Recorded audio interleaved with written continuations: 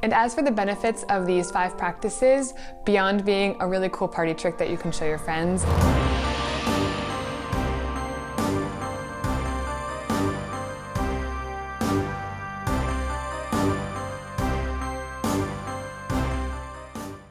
hello and welcome back to the channel.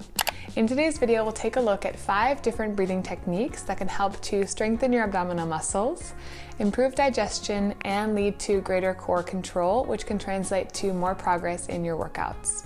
So let's jump right in. Now, the following 5 techniques come from the yogic world. Some of them are pranayamas, breathing techniques, and others are used in the kriyas to help detoxify the body.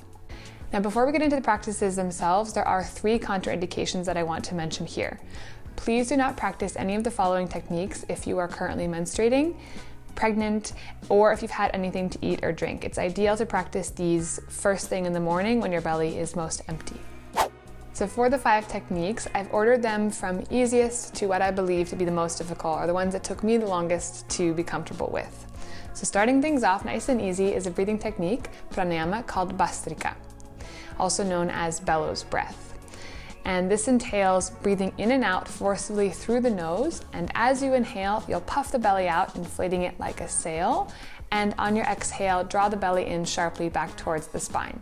It's recommended to practice this anywhere between 20 to 30 repetitions, taking a full breath in between each round, and you can go for 3 to 4 rounds.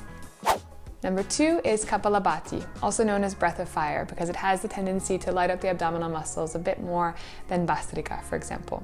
So in the same position as you practiced the first technique, you're going to inhale and exhale, however, focusing on the exhale, drawing the belly button in towards the spine, trying to clear out all of the air. So the inhale will be spontaneous, it'll be natural, and then exhale will pull the belly in, clearing out all of the oxygen. As with Bastrika, feel free to practice this for between 20 to 30 repetitions, going as fast or as slow as you'd like, for about 3 to 4 rounds. Technique number 3 is Uriya Banda. And bandhas in yoga are also known as locks, and we have 3 major locks along the body. And if you're interested in learning more about these and how they can benefit your yoga practice, or why you might want to incorporate them in your day-to-day, I did make a whole video on Uriya Banda and Mula Banda, actually, that I'll link to now in the upper right-hand corner if you're interested. But this one is very simple. Practicing in a comfortable seated position or even standing with your hands on your knees, making a tripod shape. You're going to clear out all of the air in your lungs through the nose, and then with your breath held, pull your belly up and in towards your spine, hollowing out the belly underneath the ribs. Holding this hollow shape for as long as you can, and then pushing the belly out before you breathe in again. It's really important that you release the bandha, that you release the lock by pushing the belly out before you inhale, inflating your lungs again. I'd recommend practicing this one between 2 to 4 rounds, holding for as long as you can, and just getting comfortable or getting more used to holding your belly in this way. Technique number 4 is Agnissad, which builds nicely off of the previous technique of Uriya Banda. So however you chose to practice Uriya Banda, whether it was seated or standing, the same position applies for Agnissad. You're going to clear out all of the air in your lungs, and then with your breath held, performing Uriya Banda, and then imagine relaxing your belly out and pulling it in sharply, out and in, all with the breath held. Now, doing this as many times as you can until you feel the urge to breathe, and then again, releasing the bandha, puffing the belly out, and taking a full breath in. I'd recommend practicing Agnissad, same with Uriya Banda, for between 2 to 4 rounds for as long of a hold as you can manage. Technique number 5, the final technique in today's video, is NAULI KRIYA.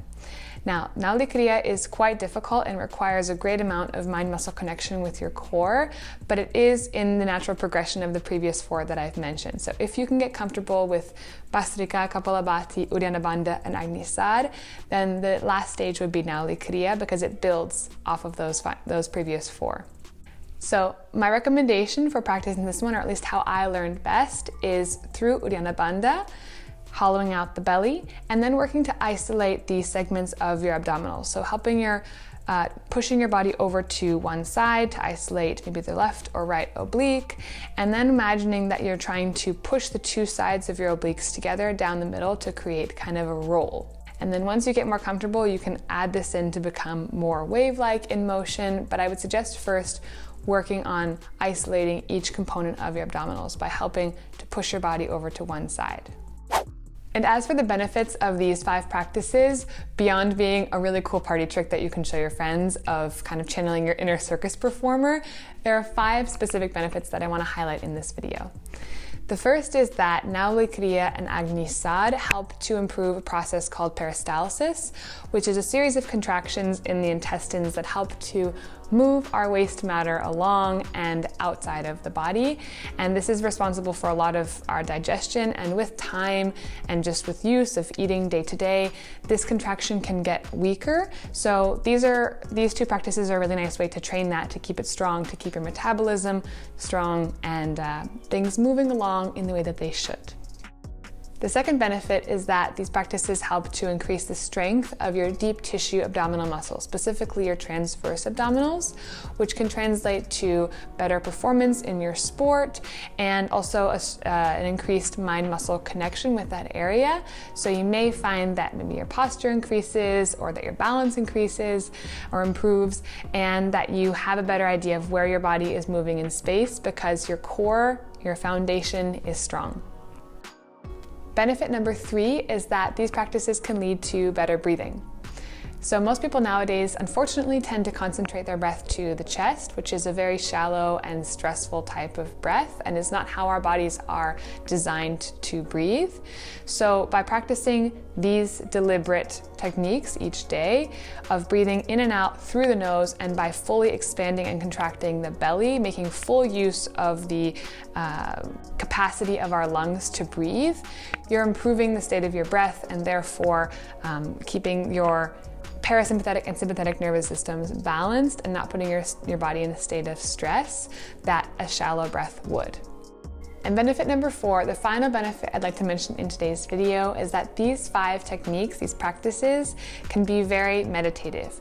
So if you're not so inclined to the traditional kind of meditation that is seated and silent, or whatever you picture when you think of meditation, this is a really nice way to clear your mind by having it focus on a specific task of inhaling and exhaling for a given count of repetitions for about 5 to 6 minutes in the morning. So it doesn't take up that much time. It's a nice way to fire up your abdominals before the day starts and to potentially clear things out before you fill up your stomach again with breakfast, if you know what I mean. And that's all we have for today's video. Thank you all so much for joining. I wanted to put this video together because these 5 techniques have been a part of my daily routine for quite a while now, and they've made their appearance in other videos here on the channel, like my How to NAULI KRIYA and my 30 Days of Stomach Vacuums Challenge video. But I wanted to lay out the specific technique for how to perform each one in this video, so that hopefully if you decide to pick them up and spend the 5 or 6 minutes required in the morning to do them, then you also reap some of the benefits. So thank you all so much for joining again, and if you enjoyed this video, why don't you go ahead and drop a big thumbs up. It really helps support the channel, and it helps YouTube show other people this kind of stuff if you find it helpful. And consider subscribing to join our family on here. I upload new videos every week. And with that, wishing you a beautiful rest of your day, and I'll see you back here in my next video. Take care, guys.